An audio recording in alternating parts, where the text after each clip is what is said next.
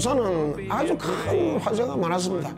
부산역 역전대화제라든지 국제시장대화제라든지 그러다 보니까 화구를 쓰는 노점들은 물가로 있는 자갈치 시장 쪽으로 이전을 시킵니다. 그러다 보니까 꼼장어 구이라든지 생선구이라든지 그다음 제 양곱창 구이라든지 뭐 자갈치장 오게 되는데 골목 들어서면은 그 연기와 함께 양곱창의 그 고소한 냄새가 진동을 합니다.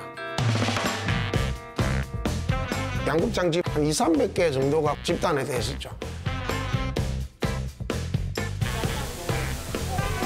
오랜만에 오네. 네, 안녕하세요. 요새는 구성이 어떻게 돼요?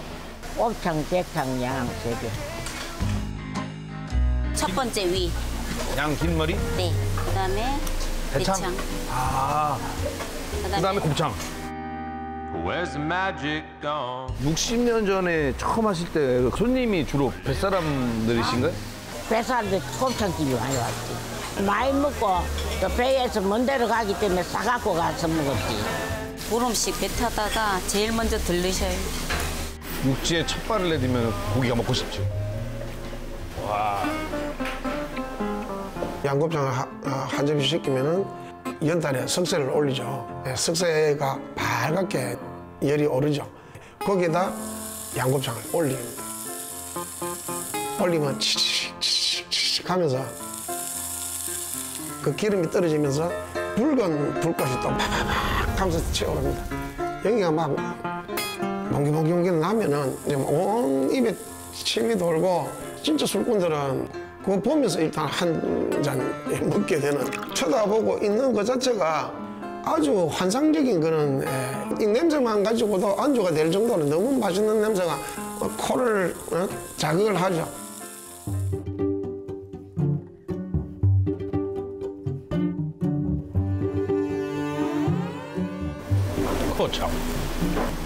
참 기름이 맛있어요.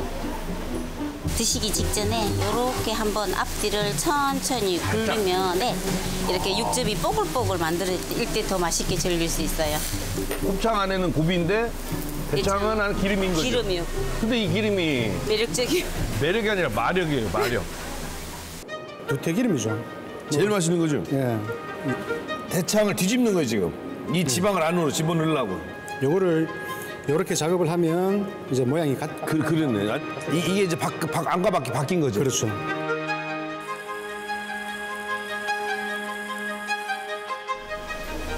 양긴머리는 이 식감이 좋아요. 여기 으그작거려. 고기 같지 않은 식감. 매력이 다 다른 것 같아요.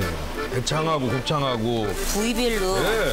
아가씨들은 맨날 다이어트 한다면서 대창 좋아하고.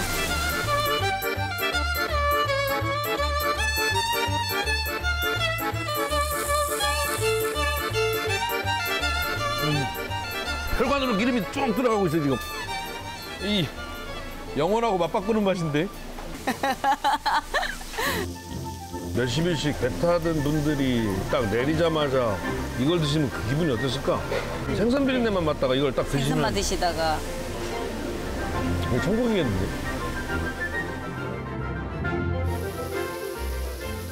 소를 한 마리 도축을 하면은 잘 추린 고기가 정육이고 남은 것들은 지금 표현으로 이제 부산물들인데 탕을 소머리곰탕, 무족탕, 무릎에 있는 도가니는 도가니탕, 그다음에 피만 넣고 하면은 선짓국, 우미증방이라 그래서 속꼬리찜, 내장탕이 있고 소 내장으로도 순대를 만들었거든요.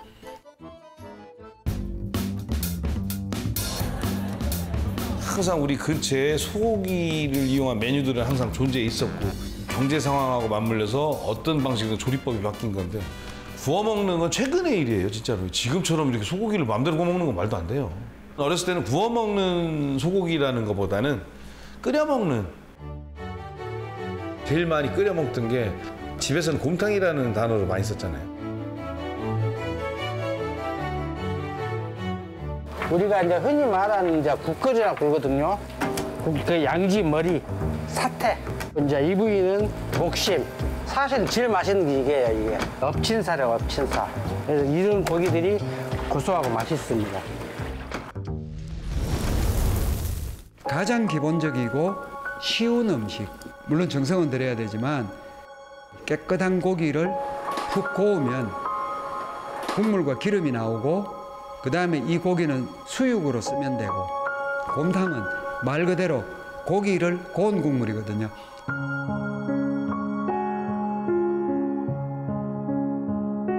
지금 곰탕 맛은 맑고 고기 육수에 가깝죠.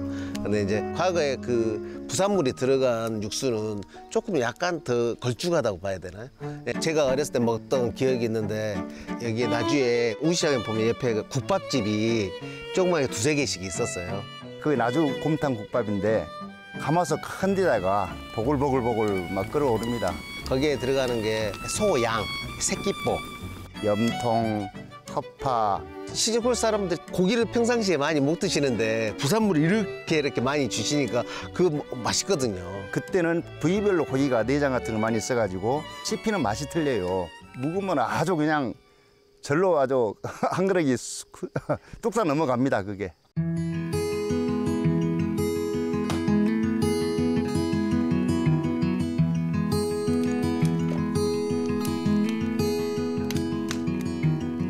와, 요것이 무엇이요? 이게 혓바닥 아니요? 예, 소, 혀, 우설이라 가죠. 이게. 우설. 예. 우리 어렸을 때 소가 머리 한번 핥으면은 머리 이렇게 벗겨진다 그러잖아요. 이렇게 커, 이렇게. 근데 요거 저리 다 들어갈까? 아까 보네. 이거 다 들어갑니다. 다 들어가요. 예, 다 들어가요. 이야, 곰탕 한 그릇에 이 많은 게 들어가구나. 이야. 양지, 사태, 그다음에 목심. 이제 머릿속에 부산물인 우설이라든가 울대라든가 소양, 허파, 염통. 이제 내장 부위가 들어가야지 강한 육향. 제가 어렸을 때 먹었던 옛날 나주곰탕이 재현이 되는 것 같아요. 나주가 곰탕이 유명해진 것은 37년도에 일본의 소고기 공장이 들었습니다. 거기에 보니까 살코기를 제외한 나머지 부분들 그걸 가지고 나주곰탕을 만들었을 것이다. 통조림 공장이 있어서 고기는 군 식량으로 보내지고 나머지의 부산물들을 그 귀한 소에서 나오는 부산물이니까 그걸 이제 나주 시민들이 받아서 이제 뭐 여러 가지 부위를 머리부터 시작해서 그걸 끓여놓으니까 얼마나 맛있었겠어요. 그게 입소문이 나니까 이제 전국에서 이제 많이 몰려들기도 하고. 이야, 진짜 소 한 마리가 다 그대로 다 들어가네요. 그래서 보약이야 이게.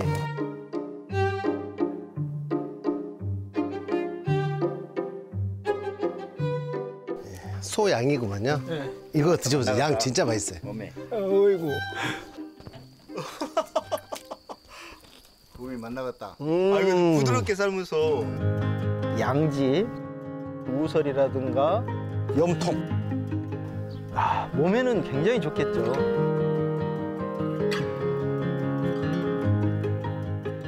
간은 조금 이렇게 퍽퍽한 맛도 있지만 혓바는 좀 부드럽거든요. 또 새끼뼈는 꼬들꼬들하고요. 또 소머리 귀 쪽이나 소머리 코 쪽은 또 부드럽고요. 뭐 이런 각종 부위별로 이렇게 식감도 틀리고 그거로 이제 몸보신을 하는 거죠. 드셔봐 엄마. 옛날 맛이 나는가 엄마 한번 드셔보시죠. 옛날 맛이 좀 고기 나요. 구운데 맛있지.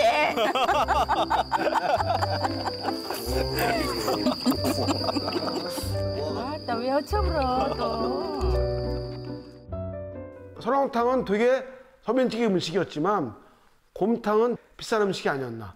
끓여 먹는 방식은 똑같은데 설렁탕은 머리 중심, 뼈 중심으로 가는 것 같고 곰탕은 내장 중심으로 가는 것 같아요.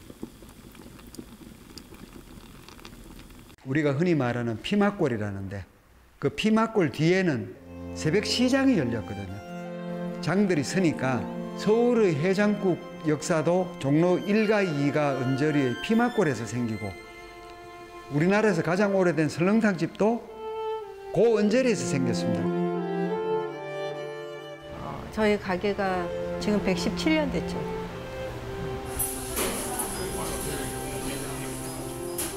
신문에 저희 가게에서 이제 광고를 낸 게 있어요. 그때 신문에는 뭐 설렁탕이 100원, 150원, 200원 이렇게 써 있더라고요. 많이들 오셨어요. 손기정 씨, 그다음에 김두한 씨, 제가 보지 못한 전설적인 인물들. 그분들은 항상 이 설렁탕 때문에 자기네가 많이 힘을 얻었고 그 당시에는 자기네한테는 스태미나 음식이었다고 그렇게 얘기를 하시죠. 사실 무슨 특별한 비법이 있는 건 아니거든요. 좋은 재료를 정성껏 끓여서 대접하는 마음으로 하면 된다. 그것밖에는 없는 것 같아요. 장국밥 또는 이런 것들은 좀 고급이죠. 정육을 끓이는 거예요. 근데 설렁탕은 그 외의 것들을 다 포괄해서 끓여서 뿌옇고, 그래서 그런 설렁탕이 훨씬 민중의 음식이고 카테고리가 넓고 소의 부산물을 다 소화할 수 있는, 소에서 먹을 수 있는 부위를 다 모인다. 그럼 그게 설렁탕이에요. 끓여서 설렁설렁 끓이면 설렁탕이죠. 뽀얗게 되니까 설렁탕이기도 하고. 저희들이 뼈가 3가지가 들어가요. 소 사골, 소 잡뼈, 그리고 도가니뼈라고 있어요. 이 무릎뼈. 뼈만 갖고도 충분히 맛을 내는 게, 뼈도 사골 위주로 국물이 뽀얗게 나오는 사골과 고소한 맛을 내는 잡뼈라고 하잖아요. 그 잡뼈로 끓이면 사실 색깔은 투명하게 나오지만 국물은 고소해져요. 사골과 잡뼈의 비율을 되게 중요하게 생각하죠. 물론 핏물 빼는 것도 중요하지만.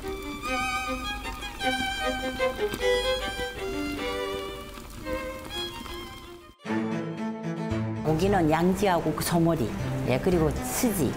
고명에는 머리고기 하나, 그리고 양지, 그리고 지라라고 있어요. 밥 위에다 뭐 소면 넣고, 소면은 설렁탕이 기본으로 나가잖아요. 소면 넣고 그 위에 고기 넣고 이렇게 뚝배기를 데워서 나가잖아요. 좋은 점은 그 고기가 따뜻해지면서 그 육질이 안에 밥에 이렇게 스며들면서 그 진한 맛이 더 나는 것 같아요. 조선 후기에는 한양도성에서 하루에 도축하는 소가 500마리였다는 게, 정육은 뭐 궁궐이나 관청이나 현방이라는 데서 소고기를 다루면서 사골도 500짝이 생깁니다.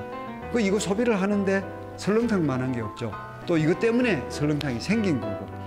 그러니까 한양에서 설렁탕이 시작했다는 말은 근거가 있는 이야기죠.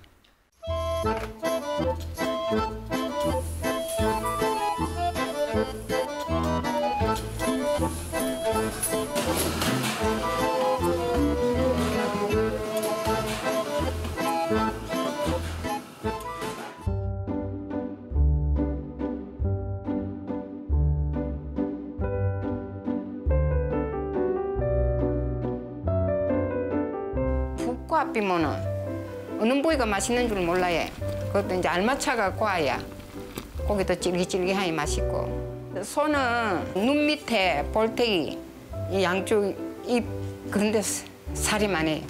소 새바닥 좋아하는 사람도 있고 껍데기 좋아하는 사람도 있고. 고기도 부드럽고 뗄 수 있으면 이빨이 있는 데가 맛있어요. 각처에서 다 소로 물고 갖고 여기 그 소전 젖에도 이래 지단한 의자 놔놓고 또 소머리 국밥 하면 한 그릇에 150원, 200원. 소머리 국밥의 매력은 뭐 고기잖아요. 일단 콜라겐이 풍부한 고기. 그게 이제 머릿고기가 갖고 있는 게 사실은 되게 질긴 거지만 이게 오래 삶으면 콜라겐은 말캉말캉해지는 거니까. 국물과 같이 먹을 때, 건더기 먹을 때 이 건더기의 매력. 쫄깃하고 약간 찔기찔기 젤리 먹는 듯한 그 식감, 그다음에 그거를 건져서 양념장 찍어 먹었을 때 그 느낌. 소머리국밥은 또 다른 장르죠.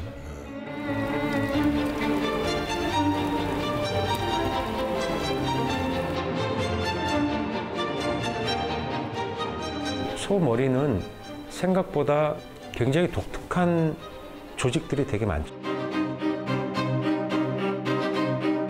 양쪽에 볼살에 저작을 하게 되니까 되새김질하고, 그래서 움직임이 되게 많아요. 살만 놓으면 그렇게 굉장한 질감을 주는 부위도 소에 별로 없어요. 강력한 그 젤라틴질이 있어서 그게 쫄깃쫄깃한 맛을 제공하기 때문에 딱 먹었을 때 입에 짝짝 붙는다는 맛.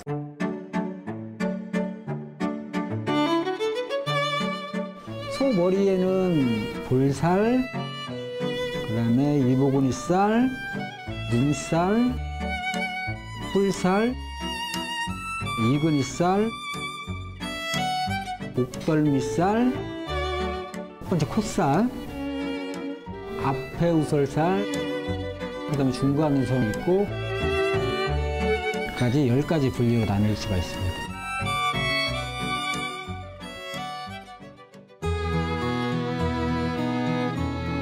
소는 지금 생각하면 먹는 거지만 그 당시에 소는 경운기자 트랙터였어요. 그게 없으면 제대로 된 농사를 짓기가 힘들었거든요.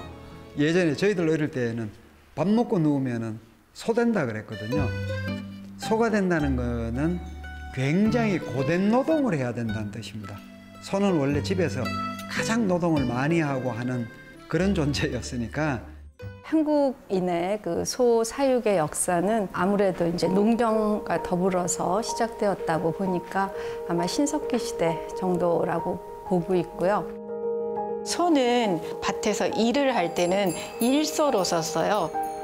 일을 한 다음에 외양간에 넣는 순간은 그때부터는 가족으로 여겼었어요. 정월 초하루에 송편 같은 거 만들잖아요. 만두라 이런 거. 만들면 제일 먼저 먹는 게 사람이 아닙니다. 소한테 먼저 줍니다. 그러니까 이거 먹고 올해에도 좀 건강하게 잘 살아서 우리 농사를 잘 지어줘. 그러니까 어떻게 보면은 종보다 모습보다 더 귀한 존재였어요. 그러니까 일명 삼정이라고 하는데 추울 때는 그 덕석을 등에 덮여서 소가 따뜻하게 했죠. 소를 멀리 가거나 할 때 소 발이 피곤하지 않도록 소 신을 신기기도 했고요. 소가 농가에 일을 도와주는 가장 큰 일꾼이에요. 뭐 한 7, 8명의 노동력을 감당한다고 했거든요. 그 정도로 큰 일을 해주니까 당연히 그 대접해야지요, 당연히. 농촌에서 논밭 다음으로 큰 재산이 바로 소였다. 그러니까 그거 정도는 팔아야 납입금이 적지 않은 대학에 진학할 수 있었다. 그래서 그때는 아주 상용으로 쓰였던 게 우골탑이라는 표현이었거든요. 소는 정말 그 집안의 기둥뿌리였고 재산 증식의 제일 첫 번째 가치가 있었죠, 농촌에서.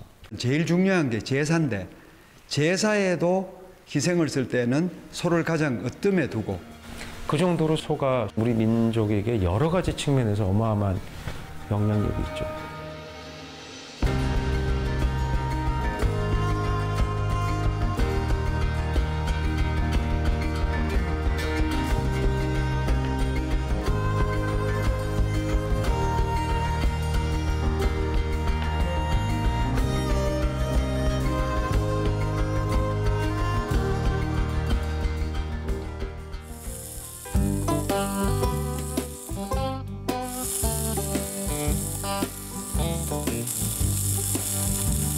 I signed my name on a dotted line and it was good, good, good. The cows got milk at supper time and it was good. 대구가 경부고속도로가 개통되기 전까지 엄청난 그 재력과 또 도시로 몰려드는 수많은 산업 인력으로 인해 가지고 식문화는 굉장한 버전으로 발전해 왔다.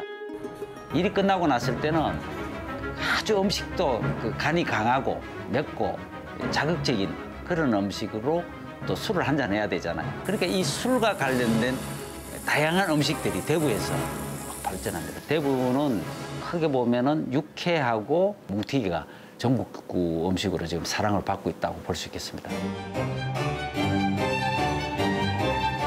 다른 도시에서는 생고기 형태로 먹는 것이 잘 없는데 대구에는 식도락과 미식가들이 많이 또 포진되어 있다 보니까 이게 대구의 신미로 이렇게 발전되어 온 것 같습니다.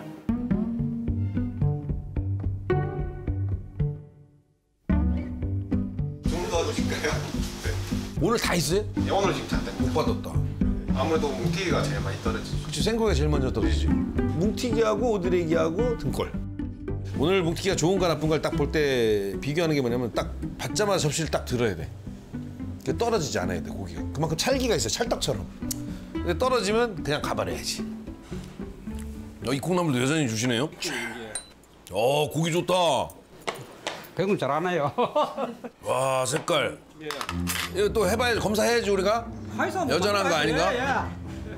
자, 이게 진짜로 우리 나갈 거야 아니면? 자, 봐, 진짜 고기인데 이렇게 돼. 이게. 이거 봐, 안 떨어지잖아요. 이거. 진짜로 이게 마술이 아니에요. 자, 이래야 돼 이게. 야, 진짜 이쁘다.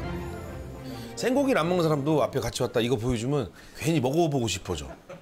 지방 하나도 없고 심줄 이게 원래 심줄이 없는 게 아니에요. 심줄 다 제거하는 거지.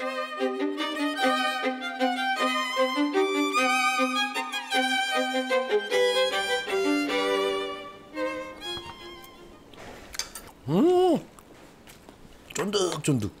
식감이 심줄이 없기 때문에 뭔가 쫀득하면서 약간 질길 것 같은데 뭐가 안 씹혀요. 이게 은근히 묘한 고소함이 있어요. 등골. 이거 진짜 신선하지 않으면 못 먹는 거잖아요. 예, 맞습니다. 전부 다 옷입니다. 이거는 진짜 없어요, 많이. 등골이 옷 사가다 갈 때 등골. 이걸 드셔보시면은 이건 진짜 식감으로. 바로 이거지. 마시멜로. 까망베르 치즈. 그냥 치즈 말고 까망베르. 맛을 빼고 그냥 식감으로만 마시멜로, 까망베르 치즈, 등골 하면 등골 1등. 젤리하고 비교하면 안 되고 그냥 그걸 먹어봐야 돼. 부드럽고 그냥 누구랑 싸우고 이거 먹으면 화가 풀리는 거 있잖아요.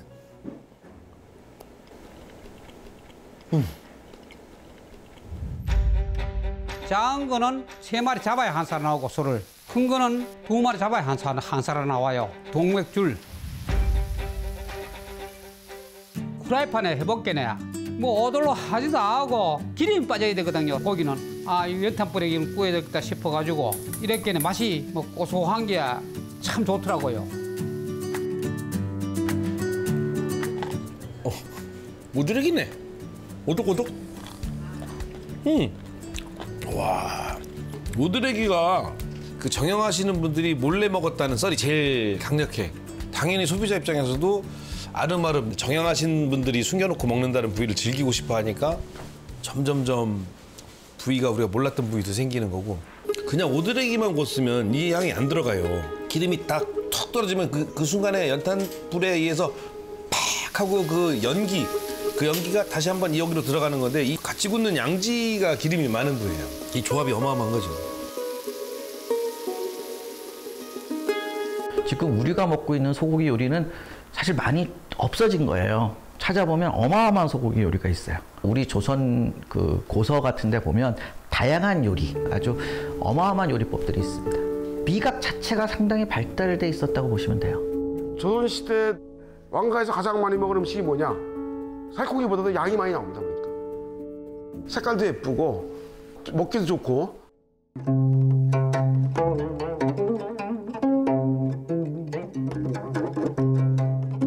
키라고 하면 우둔 같은 살을 생으로 썰어서 먹는 것만을 생각하는데요. 조선시대에는 내장을 생으로 먹거나 아니면 숙회로 이렇게 하는 거를 가표라고 불렀어요. 한번 데쳤고요. 데치고 천엽뿐만 아니라 일본 양을 같이 해서 섞어서 겨자장을 곁들여가지고 만드는 건데 겨자장은 왕실 요리에서 가장 많이 고기 요리와 함께 꼭 곁들여졌던 그 소스가 겨자장입니다. 사기 항아리에 된 겨자장을 바른 다음에 기물쇠라고 하였는데요. 소뚜껑 위에 올려놓으면 그 소뚜껑 좌우에서 나오는 김이 자연스럽게 스며들고요. 갈아서 할 때 이 맛이 한번 깨어나고 열을 받았을 때 향기가 이렇게 살아나는 거예요.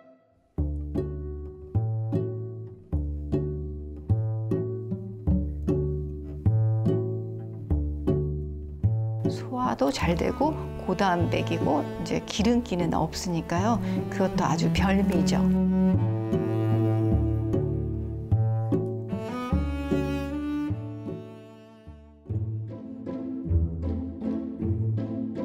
우리가 만두 피를 지금 뭐 흔히 밀가루피나 메밀피로만 만들고 있는데요. 우리 선조들은 다양한 피를 이용했어요. 양편법은 양을 이용해서 만드는 만두입니다. 일본 양을 살짝 데쳐서 최대한 잘게 썰어주는 게 중요해요. 거기에 전분가루를 넣어가지고 반죽을 해주는데 꿩이나 닭, 소고기에 소를 넣고 송편처럼 빚는 양만두입니다. 네, 양편법은 만두이지만 질감은 약간 떡하고 비슷하거든요. 밀가루가 들어간 게 아니라 전분이 들어갔기 때문에 훨씬 더 떡 같은 쫀득한 식감이 나오게 되는 거고요. 그리고 양이 만두피에 가득 들어갔기 때문에 훨씬 더 영양가 있는 만두를 드시게 됩니다.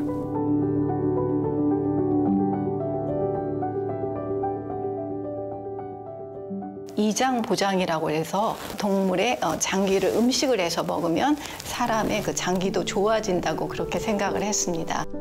나패탕이라고 되어 있는데요. 폐를 주머니처럼 써서 그 속에 뭔가를 채워넣는다라는 그런 의미인데요. 폐나 기관지가 안 좋은 사람이 부추를 넣어서 먹게 되면 폐 질환이 이제 낫는다고 그렇게 봤죠. 식재 중에서도 소고기를 특별히 이제 좋아했던 이유가 맛이 이제 정갈하면서도 감칠맛이 있는데 깊은 맛이 나는 그런 장점을 잘 살리는 요리법들이 발달했었고 우리나라의 식문화를 만드는데 소고기가 그만큼 이제 기여한 게 크다고 볼 수가 있죠.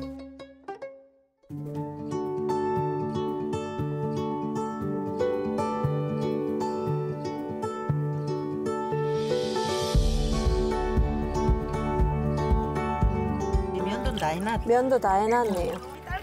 자, 네일 아트 시켜야죠. 거의 새 신사인데요.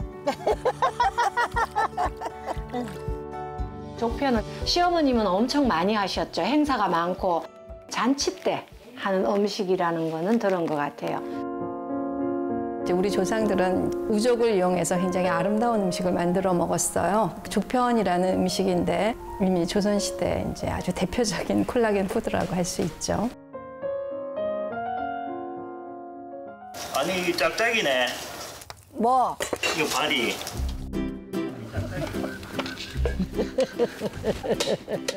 당신 앞발 뒷발 구분하는 거 못해요. 앞발이 통통하고 더 굵고요. 그다음에 얘는 가늘고 길죠. 이 뒷발. 길다고. 그럼 육수간에 치즈가 하면 돼. 뜨겁다. 좀. 자. 조금 이제 물이 팔팔 끓으면 조금씩 찬물을 좀 더 넣으면 더 잘 우러나요. 소의 부분들에서 고기를 가장 효율적으로 뽑아낼 수 있는 방법. 좋은 고기는 굽고 그다음에 삶거나 찌거나 아니면은 뼈째로 넣어가지고 조리거나 마지막에 도저히 이건 어떻게 할 방법이 없다 그러면은 마지막에 하는 게 구우는 방법입니다. 한 4시간, 5시간 동안 불을 떼다 보면 뼈와 그 껍질이 분리가 되거든요. 아우, 꼬았네. 불도 꼬았다. 잘 되고 있네.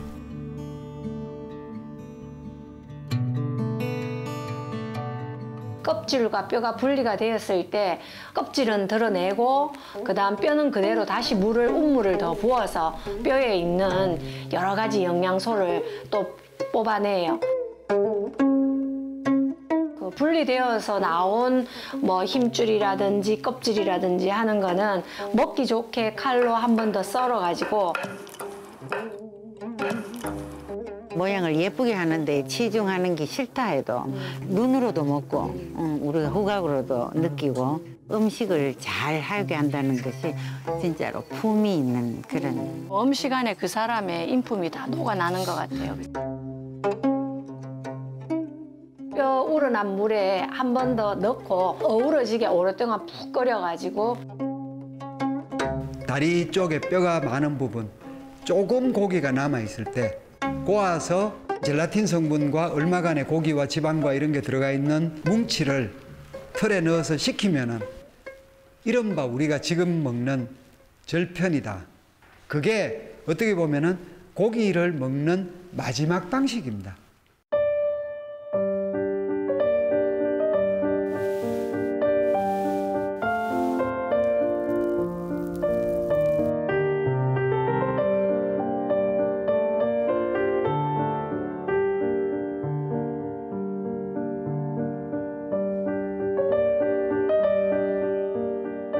종만 딱 봤을 때는 흉물스럽기까지도 할 수 있고 맛있을 거라는 생각 자체가 안 드는데 그걸 이제 그렇게 오래 끓이는 과정에서 아주 다른 형태의 모양으로 이렇게 변형되어서 되어지는 게 엄청 신기하고 옛 조상들의 지혜라는 게 정말 감탄을 자아내게 되죠. 종편은 주로 좋은 일 했었어요. 사돈네 손님 대접하려고. 겨울에 좋은 일 있을 때 결혼식도 그렇고 축하하는 일 그럴 때 종편을 하시는 것 같아요. 피편해 놓으니까 진짜로 좋네. 입맛이 여기 확 돈다. 그지? 네. 수족 하나도 버리지 않고 정말 그 소를 알뜰하게 다 끝까지 다 먹은 그런 민족이죠. 네, 그래서 고기를 밝히는 민족이 서양인뿐만이 아니라 우리도 마찬가지였다고 생각을 합니다.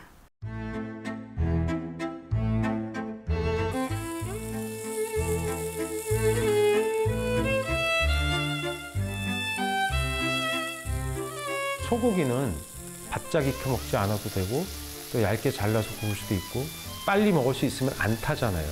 그래서 그게 숯하고 궁합이 되게 좋거든요. 직화구이 음식, 그러니까 생으로 직화를 먹는다? 이건 한국 음식 문화 맞는 것 같아요. 그러니까 직화라는 것은 되게 맛있는 방식이죠. 직화를 했을 때 일어나는 효과는 굉장히 크니까. 저는 이게 끝이라고 생각해요. 여기가 아마 맨날 앞에서 구워 먹고 하는 게 거의 끝판왕이 아닐까. 다른 방식이 있을까요? 요즘은 더 나아가서 어떻게 하면 더 진한 맛을 낼 거냐. 우리 한우는 사실 좀 진한 맛이 있는데도 이걸 더 진하게 내려고 숙성까지 시키잖아요. 10,000원어치의 맛이라고 하면 이거 20,000원어치의 맛을 낼 수 있다. 그다음에 사람들이 체험해보지 못한 맛을 제공할 수 있다. 그게 숙성이 가지는 힘이에요. 숙성이 되게 섬세한 작업이고 그리고 또 위험한 작업이기도 하죠. 숙성의 매력은 가장 좋은 고기를 그 이상으로도 만들 수 있다는 게 가장 메리트인 것 같아요. 숙성은 고기 맛을 최정점까지 딱 끌어올릴 수 있는. 지인이 도축을 했는데 저희 유가공 공장에다 맡겨놨었어요. 계속 미룬 게 한 15일, 20일 이렇게 됐어요. 부패했다는 생각은 들지는 않더라고요. 향도 나고. 그래서 한번 먹어봤어요. 근데 고기 맛이 굉장히 좋아진 거예요. 감칠맛이 몇 배 이상 났어요. 감이 반시되면 막 굉장히 단맛하고 간맛이 굉장히 좋아지잖아요. 그거 똑같아요.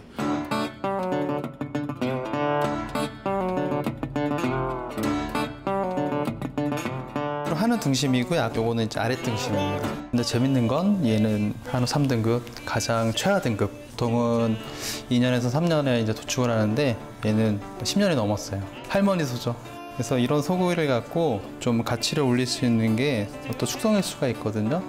한문으로 이 성수 거꾸로 하는 게 숙성이거든요. 고기를 성숙시키는 거예요. 어린아이와 같은 본연의 맛은 갖고 있지만 잘 숙성을 하게 되면 보다 더 완전체가 되는 거죠. 곰팡이를 착을 시키게 됩니다. 소곰팡이 자체가 고기 표면에 수분을 잡아주기 때문에 맛 자체는 굉장히 딥하게 만드는 그런 특징이 있습니다. 온도와 습도를 조절을 해서 미생물이 잘 자랄 수 있는 여건을 만들어주면 순식간에 번식을 해요.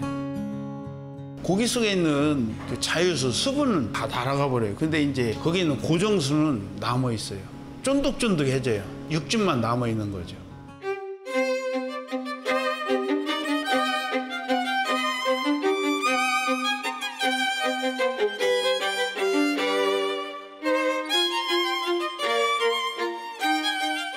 한 달 정도가 되면 표면으로부터 이제 짙은 맛이 이제 나오기 시작을 하고요. 중장기 정도 되다 보면 조금씩 이제 안쪽에서도 농축되는 맛이 또 올라올 수가 있고.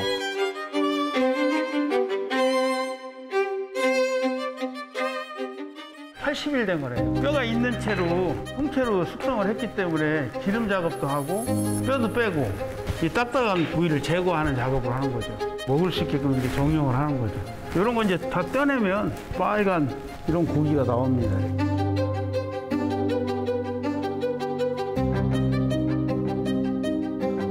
미국에서 리바이라고 하는데 거기에 이제 뼈를 붙여서 본인 리바이라고 하죠. 그래갖고 그 뼈를 길게 하면 도끼 모양이라서 토마호크 스테이크라고 하죠. 드라이징 안 한 고기를 이렇게 두껍게 썰어서 구우면 질기거나 못 먹잖아요. 근데 이제 드라이징을 했기 때문에 스테이크를 만들어서 팔기 시작했던 거죠. 굉장히 고소해지고 치즈 향도 나고 또 산미, 신맛이죠. 입에서 막 감칠맛 나는.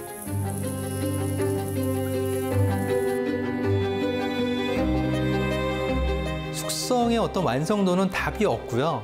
새로운 맛, 그러니까 일반적인 고기에서 느낄 수 없는 깊고 풍부한 새로운 맛을 또 나타내 줄 수가 있는 거죠. 자, 이게 이제 3달 됐는데 풀어볼게요.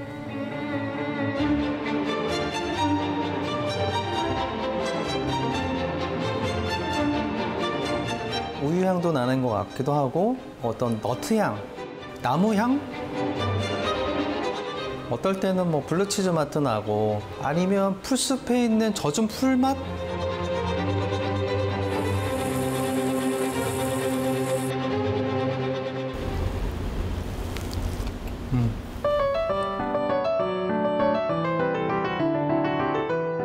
숙성 방법 중에서 최고 어려운 게 드라이 에이징이고요. 저는 와인하고 많이 비교를 해요. 특별한 와이너리를 선택을 많이 하는데 그 이유가 그 와이너리만의 독특한 향과 맛이 있기 때문에 그 와이너리를 선택해서 그 와인을 구매를 하는데 고유한 맛과 풍미를 만들어내는 거. 그래서 와인은 와이너리지만 뭐 미트너리? 뭐 이렇게 표현해도 되나요? 하여튼 그런 식으로 해서 저희만의 고유한 맛과 풍미를 만들어낼 수 있다 그럽니다.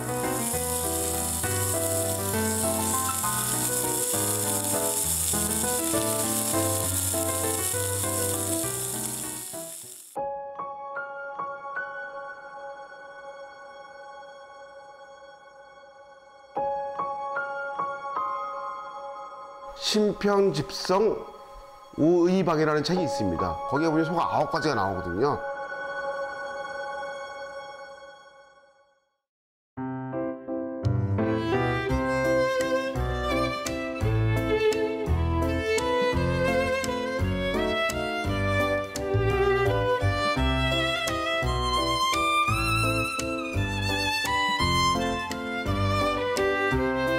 요즘은 그러니까 일제강점기 이후에는 소가 황소, 노란소 하나로 통일되면서 좀 다양성을 많이 잊어버린 것 같아요.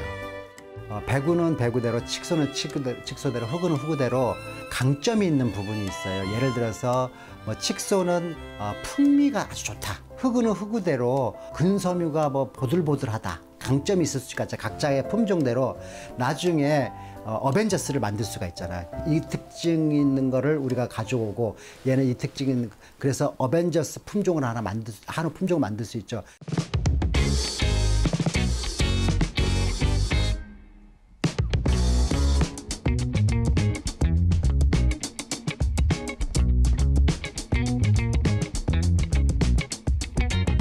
우리 황후 장군은 어미소가 수정란 이식 사업으로 태어난 소입니다. 키로수는 지금 1,400kg에 육박할 거로 지금 생후 40개월 생체중 1,200kg가 넘어가면 한우에 있어서는 슈퍼 한우라고 지칭을 합니다. 그냥 한 마리 똑같이 키웠는데 고기량이 2마리분이 나오니까 훨씬 더 경제적이겠죠. 근데 거기 플러스 건강에도 좋고 맛있는 마블링이 똑같은 조건에서도 확 이렇게 많이 끼는 거예요. 한국인의 입맛에 제일 맞는 한우의 어떤 자존심을 지키기 위해서 저희가 주력을 해서 소를 키우게 됐습니다. 과거에 지금처럼 마블링이 없었던 시절에는 일소였으니까 되게 지금처럼 지방이 많지도 않았을 거고 근육이 발달돼 있으니까. 옛날에는 고기가 좋지 않았거든요, 보니까. 왜? 일소였으니까. 1974년도에 출한 개체들의 평균 체중을 보시면 358kg 정도, 근데 지금 2020년도에 705kg 정도로 50년 동안 2배 정도의 체중이 증가를 했습니다.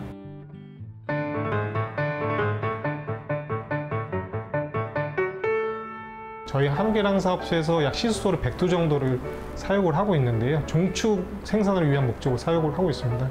예전에는 그 동네에서 제일 그 능력 좋은 황소가 이제 모든 그 동네에 있는 암소들을 다 이렇게 수정을 해주고 그랬는데 단체를 만들어서 국가에서 그거를 관리를 하기 시작했죠. 100두가 150만 두를 책임진다 이렇게 봤을 때는 한 시수소당 평균 한 15,000두의 암소를 책임지고 있고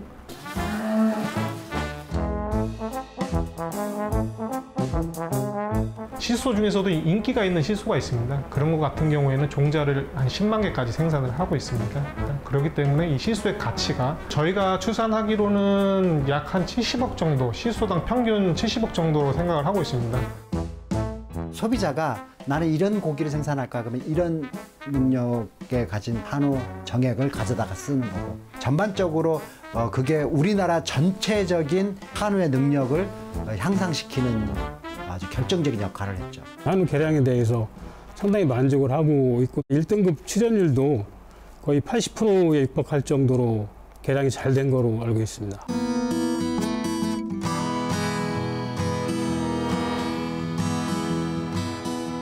사람도 음악을 들으면서 참 좀 편안하게 모닝커피도 하기도 하고 소돌이 음악을 딱 틀어주고 그러면요 벌써 소돌 표정부터가 달라요.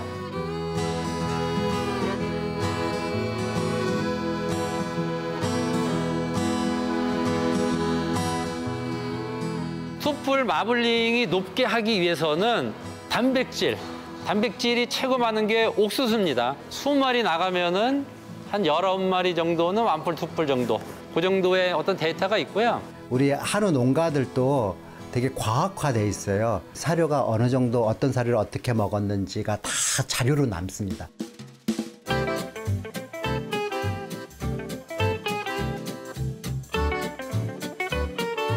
맛있는 고기를 만들기 위한 첫 번째 전략이 근내 지방 함량을 높이는 겁니다. 마블링이 많게 하면은 고기가 맛있어집니다. 이거는 뭐 전 세계적으로 어쩔 수가 없어요. 사료를 먹인다거나 사양 방법이라든지 이런 것들이 지금 축적된 겁니다. 이게 하루아침에 된 게 아니에요. 그 노하우가 쌓인 겁니다. 그 영업 비밀이 지금 쌓여 있는 거예요. 마블링이 어떤 신화에 더 매료되기 시작한 거죠. 특별한 방식으로 사육해야 되고 사양하는 관리도 달라져야 되고 이런 것들이 노하우가 쌓이면서 더 연한, 더 마블링이 많고 분홍색의 고기가 더 비싸고 맛있다는 개념으로 넘어가게 된 거죠. 이번에 한 실험이 뭐냐면요. 국내 식육시장에서 판매되고 있는 한우. 그 해외에 있는 목초 비우고 국물 비우고요. 그래서 가장 중요한 게 어느 게 제일 맛이 있나, 맛 차이가 어느 정도 되나 그런 거를 이제 측정을 해봤죠. 결과에서 이미 한우가 월등히 맛있게 나왔거든요. 맛하고 가장 관련이 높다라고 지금 여겨지는 지방산이 올레인산이거든요. 한우 고기 같은 경우에는 50.62, 목초 비우고 40.09. 그러니까 이제 올레인산 함량이 한우에 월등히 높기 때문에 한우가 맛있다.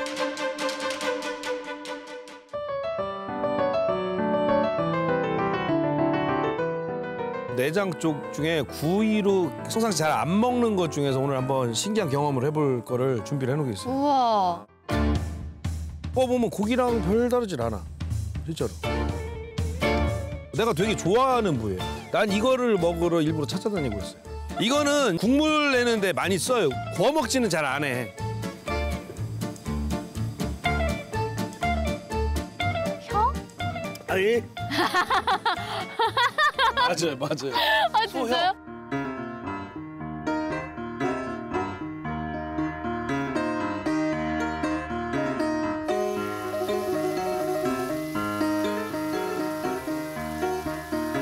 우리 많이 먹어요. 이탈리아도 우설 먹어요? 뭐에 먹어요? 크리스마스 기간 동안 이거 많이 진짜 전통 거예요. 아니 크리스마스에 우설을 먹어요? 근데 절여서 파스트라미 같은 방법. 아 페스트라미처럼? 네, 후년? 맞아요. 그래요? 아따 잘 거지네. 오요. 와우. 이야.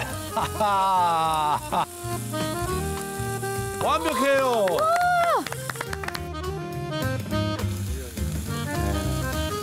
자, 가져갔어요.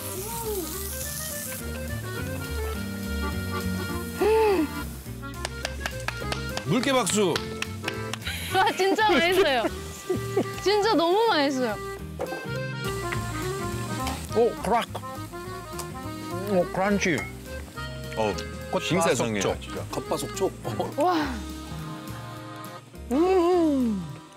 위에다 담궈놨어요 아까. 먹에. 아, 네. 아, 와우. 간.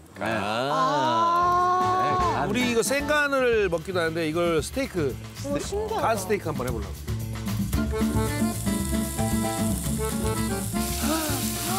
와. 딥 버터.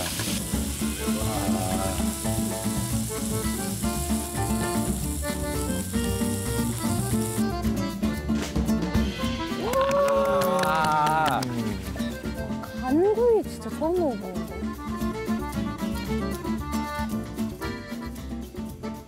좋아. 약간 단맛도 나. 확실해요. 그렇죠? 와, 어떡해? 몇 시간을 기다린 거예요, 이거? 자, 꼬리. 꼬리? 좋아해요? 네. 우와. 혀. 여기. 양 긴 머리. 이거 되게 비싼 부위예요. 꼬리 먹어볼래요? 꼬리? 내가 제일 좋아하는 부위인데. 오. 진짜 부드러워. 녹는다. 매력 있어요. 네. 꼬리. 너무 맛있어요. 세상에 나. 저기다 밥 말아 먹으면 끝이에요. 우리는 옛날에 소를 잡거나 돼지를 잡으면 행사예요. 그 지역의 축제고. 그 축제를 같이 즐기고 마지막에 고생했다고 끓이는 게 모든 걸 다 집어넣고 이렇게 푹 끓여서 나눠 먹는 거예요. 모든 사람이.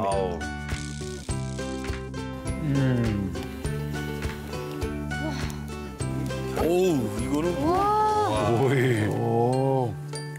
이런 맛있는 고기 안 먹어봤어요.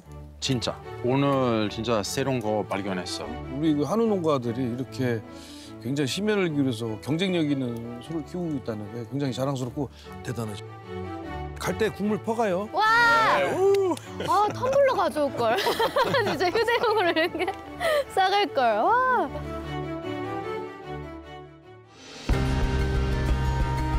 최소한 한반도의 소역사는 3,000년 정도는 되지 않겠느냐. 우리 민족과 같이 해왔고 가족과 같이 생각했던 게 바로 소였던 것 같아요. 전 세계에 딱 하나밖에 없는 한 나라에서만 키우는 한우는 유전학적으로 엄청난 가치를 가진 고기라고 보시면 돼요. 소고기 하면 항상 좋은 일이 있거나 뭔가 기쁜 일이거나 기념하는 날 먹었던 기억이니까 긍정의 단어. 행복에도 가깝고 그게 소고기의 매력이잖아요. 소고기는 인류 백당이다. 100가지 음식의 맛을 책임져서 완결 지어주는 식재다.